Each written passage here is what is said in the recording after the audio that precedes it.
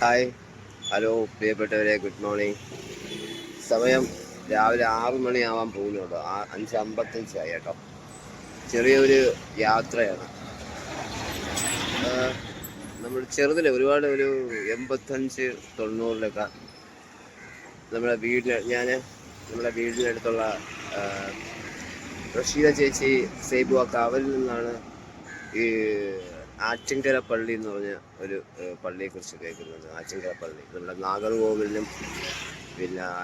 നാഗർകോവിലിനും തിരുനെൽവേലിക്കും ഇടയ്ക്കുള്ള ഒരു നമ്മുടെ ഭീമാപള്ളി പോലെയുള്ളൊരു പള്ളിയാണ്. അപ്പം സാധാരണ ഞാൻ ഒറ്റയ്ക്കാണ് യാത്ര പോകാറ്. അപ്പോൾ പ്രിയപ്പെട്ട സുഹൃത്ത് സെയ്തലിയും വൈഫും, അവർ ഫേസ്ബുക്കിൽ റീൽസൊക്കെ ചെയ്യുന്ന ഫാമിലിയാണ്. ഭയങ്കര ഹാപ്പി ആയിട്ട് ജീവിക്കുന്ന ഒരു ഫാമിലിയാണ്. അപ്പോൾ ഞാൻ ഈ യാത്രയൊക്കെ പോകുമ്പോഴത്തേക്ക് കാണുമ്പം പലപ്പോഴും എന്നെ വിളിക്കാറുണ്ട്. കുറേ പ്രാവശ്യമായിട്ട് എന്നെ വിളിക്കുന്നുണ്ട്, നമുക്ക് ഒരുമിച്ചൊരു യാത്ര പോകുന്നൊക്കെ. അപ്പോൾ 2 ദിവസം മുമ്പ് രണ്ടിലും കൂടി എന്നെ വീഡിയോ കോളിൽ വന്നിട്ട് നമുക്കിങ്ങനെ പോകാം, ഞായറാഴ്ച ഇങ്ങനെ ആറ്റിങ്കര പള്ളി പോയിട്ടൊക്കെ വരാമെന്നൊക്കെ പറഞ്ഞു. അപ്പോൾ സന്തോഷം. അപ്പം ഞാനും വിചാരിച്ചു കുറച്ച് ദിവസമായി പോയിട്ട് എവിടെയെങ്കിലുമൊക്കെ. അപ്പം ഇത് പോയിട്ടില്ല, കുറേ വർഷം കൊണ്ട് കേൾക്കുന്നൊരു സ്ഥലമാണ് ആറ്റിങ്കര ദർഗ, പള്ളിവാസൽ ദർഗ എന്ന് പറയുന്ന ഒരു നമ്മുടെ ഭീമാപള്ളി പോലെ ഒരു പുണ്യ സ്ഥലമാണ്. അപ്പോൾ കൂടുതലും എന്താ പറയുക, നമ്മൾ ഇവിടുന്ന് അടുത്ത് തന്നെയാണ്. നാഗർകോവിൽ കഴിഞ്ഞ് നമ്മുടെ തിരുനെൽവേലിക്കും ഇടയ്ക്കുള്ളൊരു സ്ഥലമാണ്. അപ്പോൾ ഞാനിവിടെ അവരെ വെയിറ്റ് ചെയ്ത് നിൽക്കുകയാണ്. മണക്കാട് ജംഗ്ഷനാണ് എൻ്റെ ബാക്കിൽ പള്ളിയുണ്ട്, മണക്കാട് പള്ളി. ആൾക്കാർക്ക് രാവിലെ ചായ കുടിക്കുന്നതുകൊണ്ട് മണക്കാട് ജംഗ്ഷനാണ്. അപ്പോൾ അവരെ കാത്തു നിൽക്കുകയാണ് ഞാൻ. അപ്പോൾ അതിൻ്റെ ബാക്കി വിശേഷങ്ങളൊക്കെ പറയാം. അങ്ങനെ ഞാനും എക്സൈറ്റഡ് ആണ്. പുതിയൊരു സ്ഥലം, പുതിയൊരു യാത്രകൾ എപ്പോഴും സന്തോഷം തരുന്നതാണ്. നമ്മൾ ഹെൽത്തി അല്ലെങ്കിലും ഞാൻ പലപ്പോഴും ചോദിച്ചിട്ടുണ്ട്, നിനക്ക് എന്ത് പറ്റി ഈ ആവശ്യമില്ലാതെ യാത്ര പോകുന്നത്? നമ്മൾ എത്ര വയ്യാതെ കിടന്നാലും യാത്ര എന്ന് കേൾക്കുമ്പോൾ ഞാൻ ചാടി എഴുന്നേൽക്കുന്ന ഒരു ടൈപ്പ്. എന്താണെന്നറിയില്ല, ഒരു നമുക്കൊരു സന്തോഷം നൽകുന്ന സംഭവമാണ് യാത്രയൊക്കെ എപ്പോഴും. അപ്പോൾ എന്തായാലും ബാക്കി വിശേഷങ്ങളൊക്കെ പോകുന്ന വഴിയൊക്കെയാണ്. അവരെ വെയിറ്റ് ചെയ്ത് നിൽക്കുകയാണ് ഞാൻ. അപ്പോൾ വരുമ്പോഴത്തേക്ക് അവരെ കാണിക്കാം. ഓക്കെ, അതിപ്പോൾ എത്തും.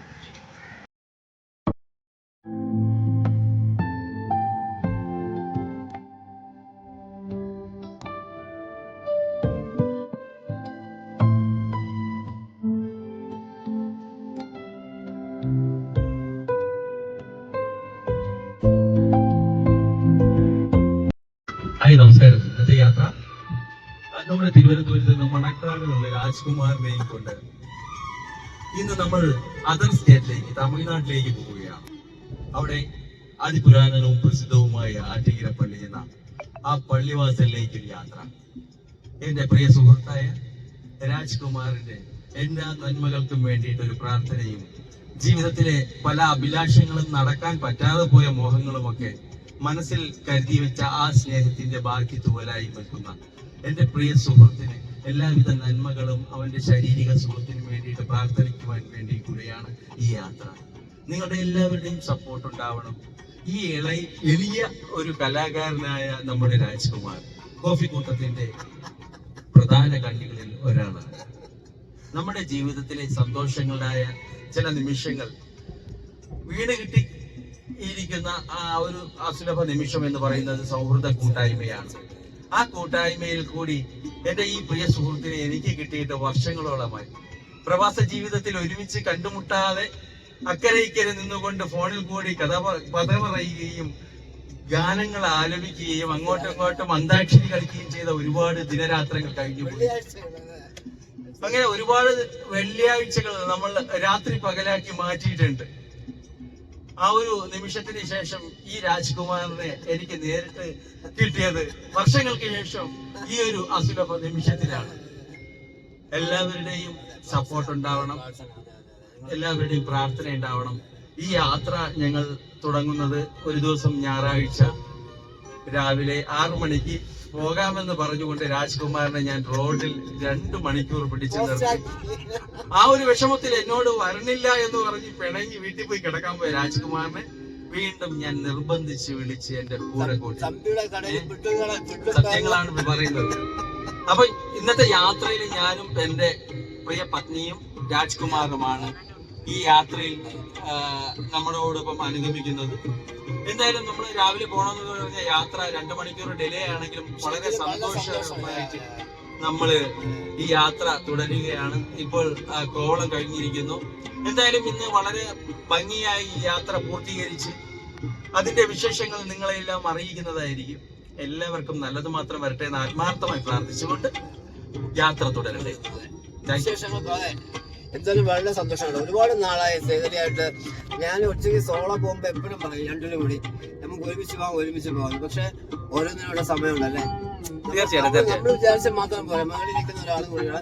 എന്നിട്ട് ഇന്ന് ഞാൻ വിചാരിച്ചില്ല പോകുന്നത്. ഞാൻ ഇവര് 6 മണിക്ക് ഞാൻ മണക്കാട് ജംഗ്ഷനിൽ വന്നിട്ട് നിന്നാണ്. ഞാൻ യാത്ര പോകുന്ന പറഞ്ഞാൽ നമ്മൾ ഷാർപ്പാണ്. നമ്മൾ 2 ദിവസം കൊണ്ട് പ്ലാൻ ചെയ്തതാണ്. 6 മണിക്ക് വരാമെന്ന് ഞാൻ തന്നെയാണ് പറഞ്ഞത്. പക്ഷെ ചില നിമിഷങ്ങൾ എന്ന് പറയുന്നത് അങ്ങോട്ടും ഇങ്ങോട്ടും ആയിപ്പോ ഞാൻ പോകണമെന്ന് പറഞ്ഞിരിക്കുമ്പോഴാണ് എനിക്കും എന്റെ വീട്ടിൽ ചെറിയൊരു ഗസ്റ്റ് വന്ന് ആ ഒരു കാര്യത്തിലേക്ക് ഡിലേ ആയി. 2 മണിക്കൂർ ഡിലേ ആയി. ആ ഡിലേ ആയത് കാരണം രാജ്കുമാർ ഒരുപാട് വിഷമിച്ചു എന്നുള്ളത് എനിക്ക് മനസ്സിലായി. പിണങ്ങി തമ്മിലെ കടയിൽ പോയി പുട്ട് പയറ് പപ്പടം കഴിച്ചുകൊണ്ടിരുന്നപ്പോഴാണ് വിളിച്ച ശക്തമായി പ്രതിഷേധിച്ചുകൊണ്ടിരിക്കുന്നത്. എന്റെ പ്രിയ സുഹൃത്ത് എന്ന് പറയുന്നത് മനുഷ്യന്റെ അതല്ലേ, നമ്മളത് മറക്കാനും പൊറുക്കാനും മനുഷ്യന്മാർക്ക് മാത്രമേ പറ്റുള്ളൂ. തീർച്ചയായിട്ടും അത്രേ ഉള്ളൂ. ഓക്കെ, സമയം വീണ്ടും വരും നമുക്ക്. അപ്പൊ അങ്ങനെ എല്ലാം ഇടയ്ക്കുള്ള വിശേഷം അല്ലേ. തീർച്ചയായിട്ടും നമ്മള് ഇനിയുള്ള വിശേഷങ്ങളെല്ലാം നിങ്ങളെ അറിയിക്കുന്നതായിരിക്കും. ഇടയ്ക്കിടയ്ക്ക് അപ്ഡേറ്റ് ചെയ്തോണ്ടിരിക്കും. ഇവർ രണ്ടുപേരും അറിയാലോ, സേതലിയും ലൈലയാണ്. ഭയങ്കര റീൽസ് ആണ് രണ്ടുപേരും. ഹാപ്പി ഹസ്ബൻഡ് ആൻഡ് വൈഫാണ്. 25 വർഷം കഴിഞ്ഞു കല്യാണം കഴിഞ്ഞിട്ട്. അതെ, കല്യാണത്തിന് മുമ്പേ ഉള്ള കൂട്ടാണ്. ഞാൻ ലൈലയായിട്ട് കെട്ടുന്നതിന് മുമ്പുള്ള കൂട്ടാണ് രാജ്കുമാർ. അതുപോലെ വേറൊരുത്തും കൂടെ ഉണ്ട്, സുജിൻ. കൊടയും പിടിച്ച് എനിക്ക് കൂട്ടുവന്നത് അവൻ പറ്റിച്ചു. അതാ സുജിൻ കൂടി വരാന്ന് പറഞ്ഞാണ്. പക്ഷെ പുള്ളി ലാസ്റ്റ് അത്യാവശ്യമായിട്ട് വീട്ടിന്റെ ആവശ്യമായിട്ട് പോയി. പക്ഷെ എന്തായാലും വളരെ സന്തോഷം. ഒരുപാട് നാളുകൾക്ക് ശേഷം ഒരുപാട് അല്ലേ എനിക്ക് നേരിട്ട് കണ്ടിട്ട് നമ്മള് 10-15 വർഷത്തിൽ കൂടുതൽ അടുത്ത യാത്രയില് പ്രിയപ്പെട്ട സുജിനും ഉണ്ടാവും. അപ്പൊ ഭയങ്കര സന്തോഷം. എന്തായാലും അത് യാത്രകളാണ് ഏറ്റവും കൂടുതൽ നമുക്ക് ആൾക്കാര് അടുക്കാൻ പറ്റുന്നത് യാത്രയിൽ ഒരുമിച്ചുള്ള ഭക്ഷണം കഴിക്കാം അല്ലെ. ഒരുമിച്ച് ഭക്ഷണം കഴിക്കുമ്പോഴാണ് നമ്മള് സൗഹൃദങ്ങൾക്ക് ഒരുപാട് വില കൊടുക്കണം. വില കൽപ്പിക്കേണ്ടതാണ് സൗഹൃദം എന്ന് പറയുന്നത്. നമുക്ക് ഒരുപാട് കാശ് കൊടുത്ത് വാങ്ങിക്കാൻ കിട്ടില്ല. പലതും കാശ് കൊടുത്ത് വാങ്ങിക്കാൻ പറ്റും. പക്ഷെ സൗഹൃദം ഒരിക്കലും വാങ്ങിക്കാൻ കിട്ടില്ല. ചില സൗഹൃദങ്ങൾ നമ്മുടെ മനസ്സിനകത്ത് എവിടെയെങ്കിലും ഒക്കെ കയറി കഴിഞ്ഞാലുണ്ടല്ലോ ഒരിക്കലും നമുക്കത് ഒരുപാട് നമ്മുടെ പഴയകാല സുഹൃത്തുക്കൾ ഒരുപാട് പേരുണ്ട്. അവരെയൊക്കെ നമ്മള് മനസ്സിനകത്ത് ഇങ്ങനെ ആലോചിക്കുമ്പോൾ തന്നെ മനസ്സിനകത്ത് വല്ലാത്തൊരു കുളിരാണ്. പഴയ കാലങ്ങളിൽ നമ്മള് ഈസ്റ്റ് പോർട്ട് ഗാന്ധി പാർക്കിന്റെ ഫ്രണ്ടിൽ ഒരുമിച്ച് കൂടുന്ന ഒരുപാട് സുഹൃത്തുക്കളുണ്ട് നമുക്ക്. ആ ഒരു മമ്മൂട്ടി ഫാൻസ് എന്ന് പറഞ്ഞ ഒരു കാലഘട്ടം, 2 പേര് മോഹൻലാൽ ഫാൻസും മമ്മൂട്ടി ഫാൻസും കുറച്ച് പൊട്ടന്മാരും. മമ്മൂക്കായ്ക്ക് പറഞ്ഞു നന്നായി. മമ്മൂക്കായ്ക്ക് നാഷണൽ അവാർഡ് നാലാമത് നാഷണൽ അവാർഡ് കിട്ടിക്കണ്ട. കമൽഹാസന ഓട്ടയ്ക്ക് 4ാമതും കിട്ടി. തീർച്ചയായിട്ടും ആശംസകൾ. 4ാമതും നാഷണൽ അവാർഡ് നേടിയ നമ്മുടെ സ്വന്തം മമ്മൂക്ക എല്ലാവിധ ആശംസകളും നേരുന്നു. ആരോഗ്യം എന്നും നമുക്ക് ഒരുപാട് മൂവീസിൽ കൂടെ ഇനിയും കാണാൻ വേണ്ടിയിട്ട് തീർച്ചയായിട്ടും നമുക്കൊക്കെ ഒരു 90 വയസ്സായാലും നിങ്ങൾക്കൊക്കെ ഇപ്പോഴും 50 വയസ്സിൽ നിൽക്കണം.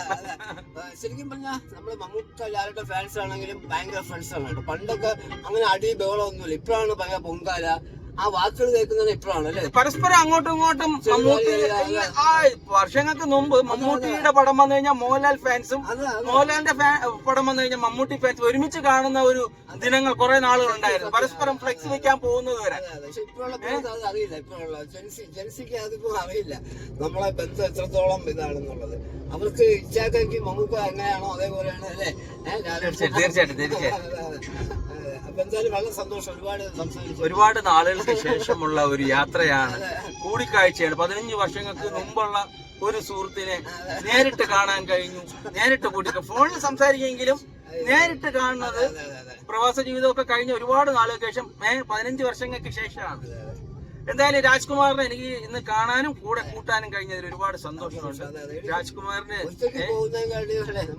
തീർച്ചയായിട്ടും ഞാൻ ഒരുപാട് നാളുകൊണ്ട് രാജ്കുമാറിനെ എന്റെ കൂടെ യാത്രയിൽ കൂടാൻ വേണ്ടിട്ട് വിളിച്ചു. നീ വരണം. പക്ഷേ രാജ്കുമാർ അതിനുള്ള സമയവും സന്ദർഭവും എനിക്ക് ഒരുക്കി തന്നില്ല. രാജ്കുമാറിന് തീർച്ചയായിട്ടും പറഞ്ഞു കഴിഞ്ഞാൽ, രാജ്കുമാറിനെ കുറിച്ച് പറയുകയാണെങ്കിൽ രാജ്കുമാറിന് ഒറ്റയ്ക്ക് യാത്ര ചെയ്യുന്നതാണ് കൂടുതൽ ഇഷ്ടം. കാരണം ആരെയും കാത്തു നിൽക്കണ്ട, അങ്ങനെ ഒരൊറ്റ ഇതുണ്ട്. ടൈമിങ്ങിനനുസരിച്ച് പോകാം, ആരെയും ബുദ്ധിമുട്ടിക്കണ്ട, ആവശ്യമുള്ള സമയത്ത് ഫുഡ് കഴിക്കാം, എന്ത് ഫുഡാണ് കഴിക്കണമെന്നുള്ള ഒരു തീരുമാനങ്ങൾ. അതുകൊണ്ടാണ് രാജ്കുമാർ കൂടുതലും യാത്രകൾ ഒറ്റയ്ക്ക് ആക്കുന്നത്. പക്ഷെ എനിക്ക് ഒറ്റയ്ക്ക് പോകാൻ താല്പര്യമില്ല. സത്യം പറഞ്ഞു കഴിഞ്ഞാൽ ഇവളും ഞാനുമായിട്ട് പോകണമെന്നൊക്കെ ആഗ്രഹിക്കും. പക്ഷെ ഒറ്റയ്ക്ക് പോകുമ്പോൾ നമ്മൾ രണ്ടുപേരും അങ്ങോട്ട് തുടക്കം നല്ല മൂടായിട്ടിരിക്കും, കുറച്ച് കഴിയുമ്പോൾ കടന്തൽ പൊട്ടിയതുപോലെ രണ്ട് മൂലയിലിരിക്കും. ആ ഒരു ഇതിനെക്കാട്ട് നല്ലത് പഴയ സൗഹൃദങ്ങളോട് തുറന്നു പറഞ്ഞ് സംസാരിച്ച് പോകുമ്പോ ഉണ്ടല്ലോ, ആ ഒരു ഫീലിംഗ് ഭയങ്കര ഫീലിംഗ് ആണ്.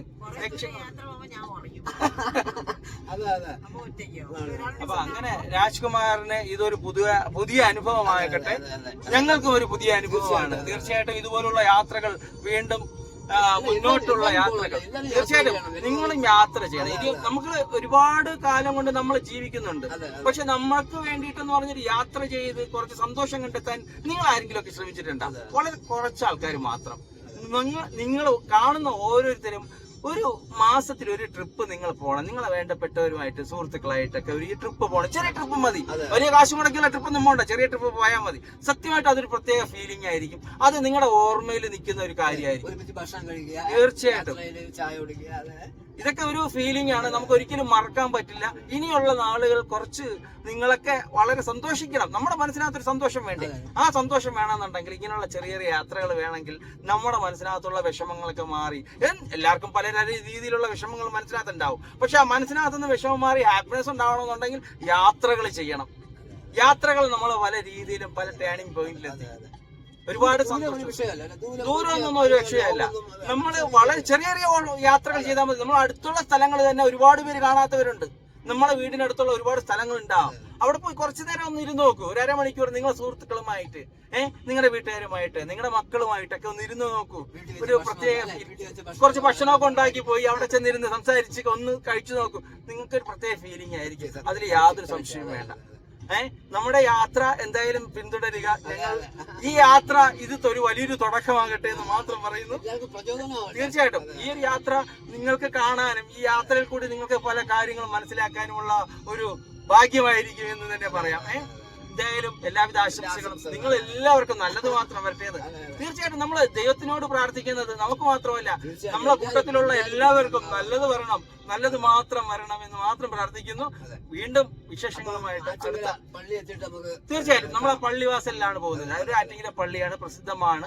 ആ പള്ളിയിലാണ് പോകുന്നത്. ആ പള്ളിയിലാണ് എനിക്ക് എന്റെ മനസ്സിനകത്തൊരു പ്രാർത്ഥന ഉണ്ടായിരുന്നു. ഈ രാജ്കുമാറിനെ എനിക്ക് അവിടെ കൊണ്ടുപോകണം, അവനെ അവിടെ ഒന്ന് തൊഴിപ്പിക്കണം, ഒന്ന് പ്രാർത്ഥിപ്പിക്കണം എന്നൊരു ആഗ്രഹം ഉണ്ടായിരുന്നു.